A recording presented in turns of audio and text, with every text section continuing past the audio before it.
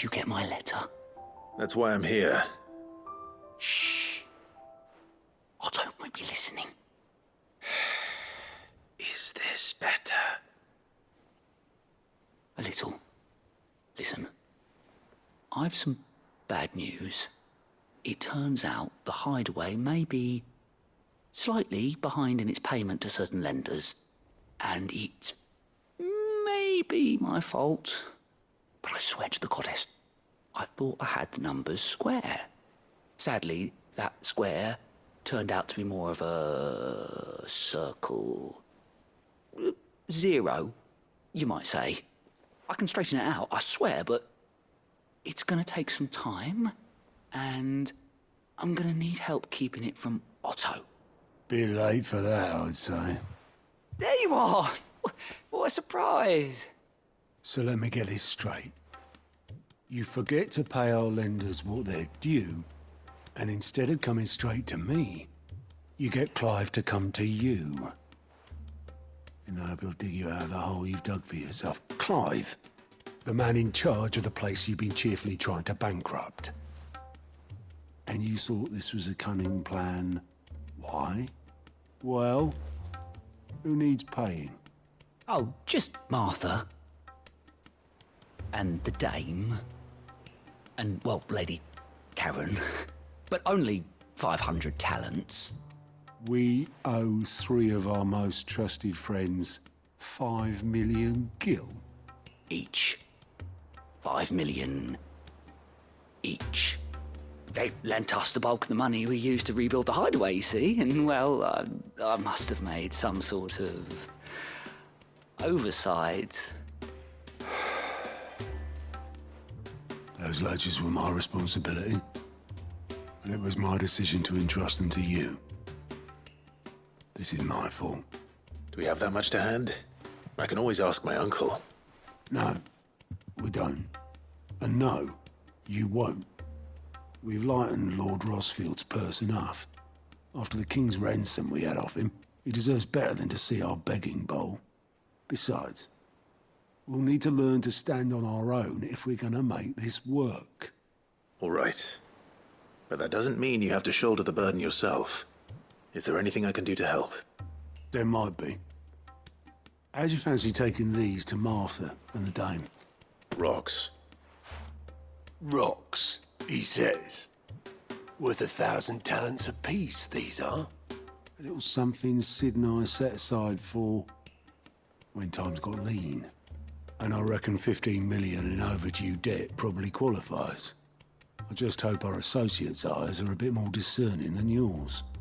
I'm sure there will be. Should be me making the rounds, really. But you know how it is with this place. Orders to bark, arses to wipe, and all that. I know. Which is why I don't mind going in your place. Go. Do you know why I only gave Master Clive here 2 star rubies?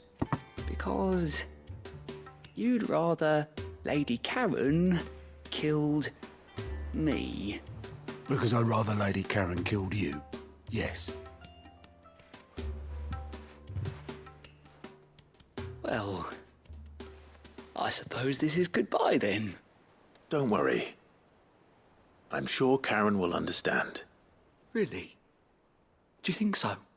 No, I don't.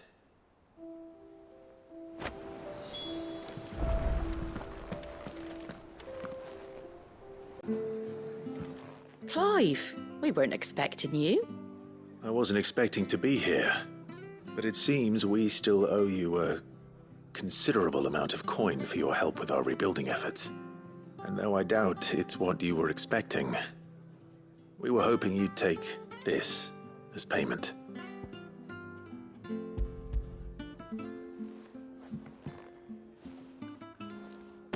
A star ruby? I can't accept this. It's worth at least twice what you owe me. More if you can find yourself the right buyer. Think of the difference as interest. Interest? If word got out I charged that much, no one would ever borrow from me again.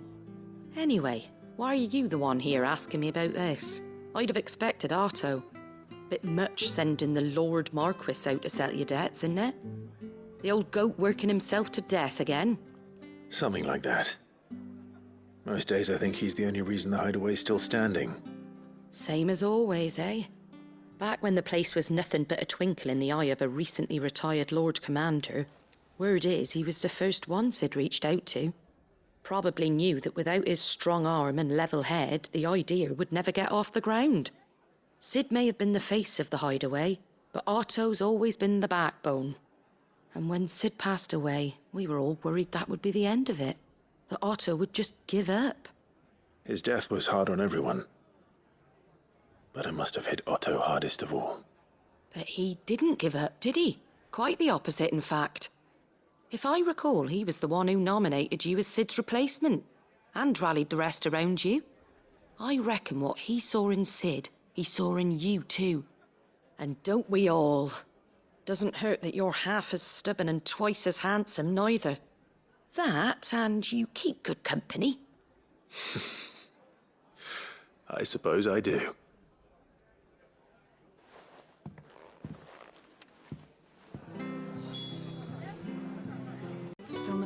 Milady, I come bearing gifts. Gifts? Whatever is the occasion.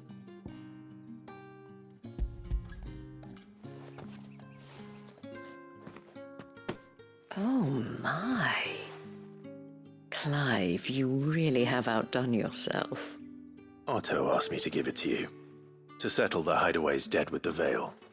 And to compensate you for the time it took us to do so. You disappoint me, Clive. I thought you might finally be warming to me. Tell Otto he can keep his baubles. I tried to tell him as much the first time around. The man owes me nothing, nor does the hideaway. My contribution to the restoration effort was made freely and willingly. It was the least I could do. You once told me Sid did you a kindness. I'd like to do the same. Please, accept it. For my sake. And for Otto's. For all of us. For all you've done. It is rather fetching, isn't it? Very well. Otto is lucky to have you, Clive. I doubt anything could ever replace his son.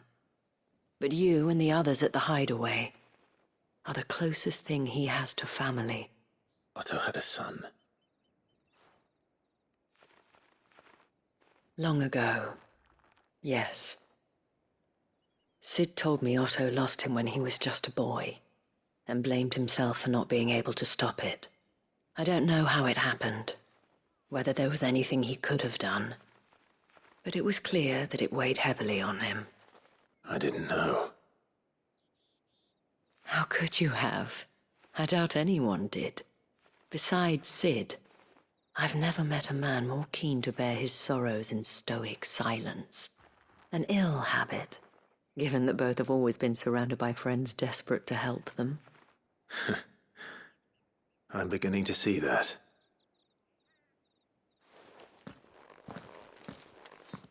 Goat will want to know the stones were delivered. If he's still with us.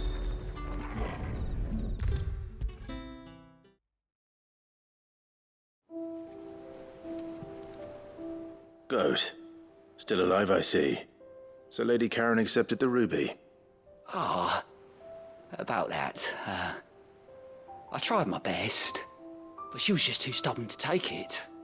She threw it right back in my face, in fact, and told me I could stick my stupid stone where the sun don't shine. Karen refused payment. I hope it wasn't something I said. I'm sure you were as tactful as ever. Let me see what I can do. Oh, wonderful. I hope you have better luck than I did.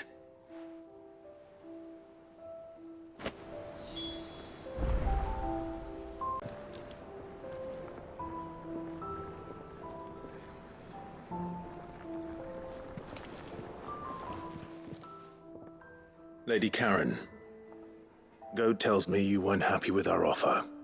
Would you prefer the debt was repaid in coin? What debt? I don't recall lending any of you like me hard-earned gil. I may have tossed a talent or two in the Hideaway's coffers, but those were donations, and you can hardly call it charity if you go asking for it back. Of course not. But one good turn deserves another. And our circumstances have changed. Surely you wouldn't shun the gratitude of a pauper who happened to have become a prince. Oh, so you're a prince now, are you? Fine. But I'm selling it and taking what I'm owed, then you're getting the rest whether you like it or not.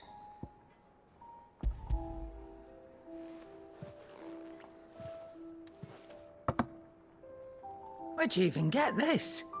A decent trader might nab 1,000 talents for a star ruby. A canny one, meanwhile, might claim it were nicked from the belt of Sid the Outlaw himself and ask twice as much. Might be I already have a buyer in mind. Might be you even know her. A fine continental maid whose beauty's only eclipsed by a guile in commerce. You wouldn't mind, would you? Not at all.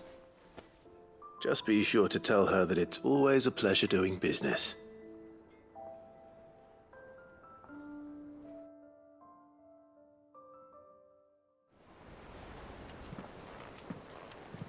I hear you ended up delivering all 3 stones.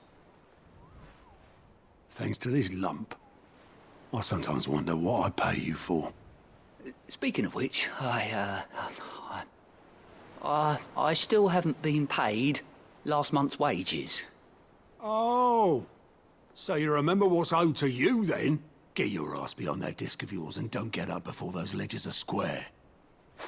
Right away.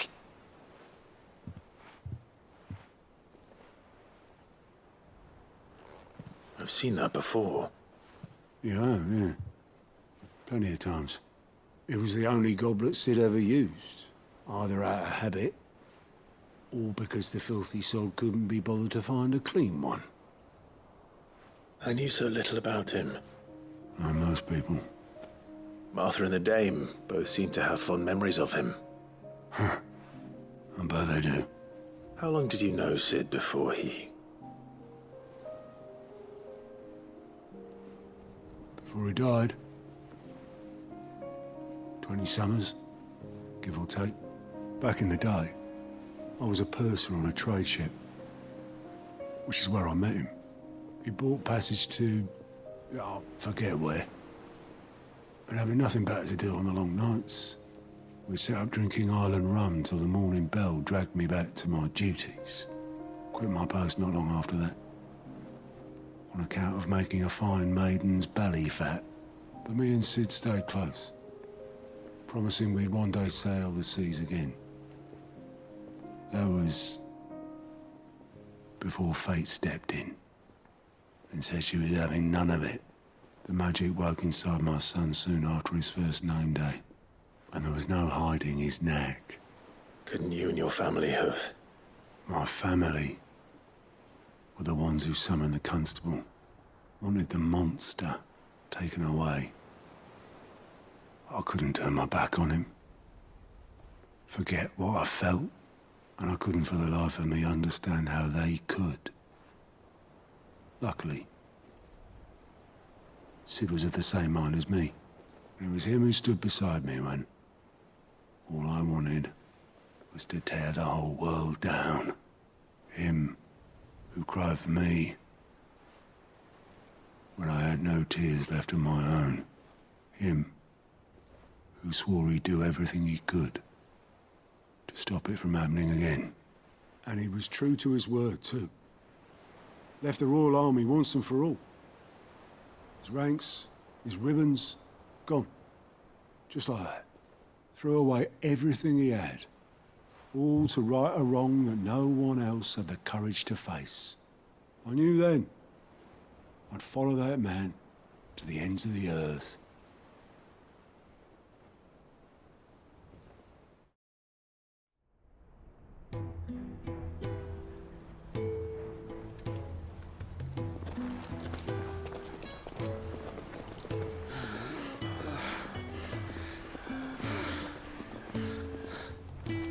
He was always too clever for his own good, was Sid.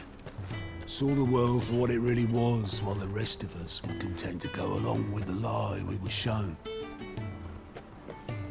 And it can't have been easy, bearing that burden alone.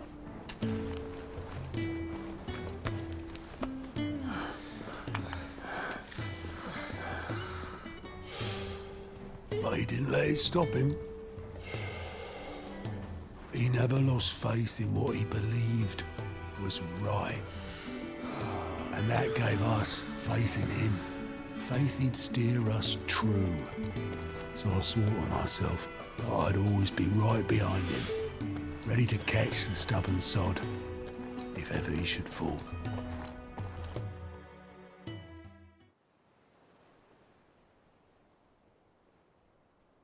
But I couldn't even do that.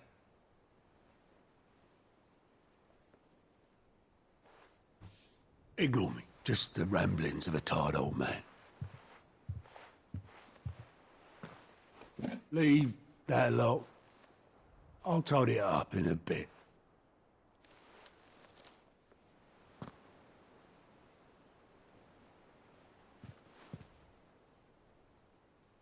This is Sid's handwriting.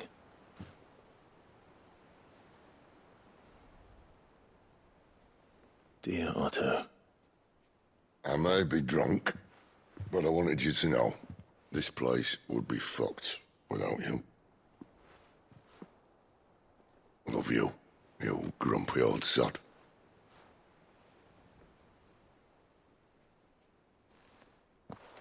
This note. What about it? Sid was right. Without you, we'd all be lost.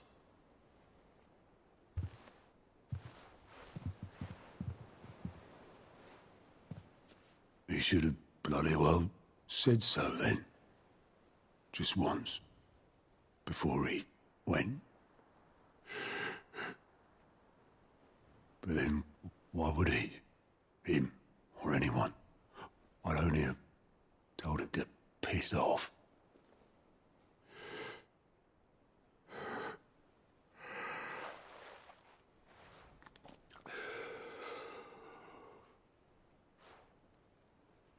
You're wrong, though. Both of you. It was never just me keeping the hideaway afloat. It was all of us. I just shoved people in the right direction. I barely seem to be able to do that anymore.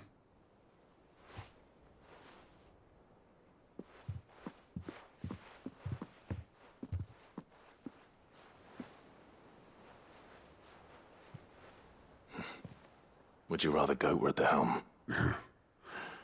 Well, maybe I've got a few more years left in me. I'm going to hold you to that, Otto. Before you go, Sid would have wanted you to have this. But that's... This'll do me just fine.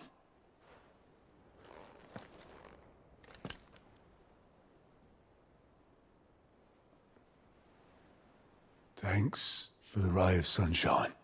I'll see if I can't pay you back. already have.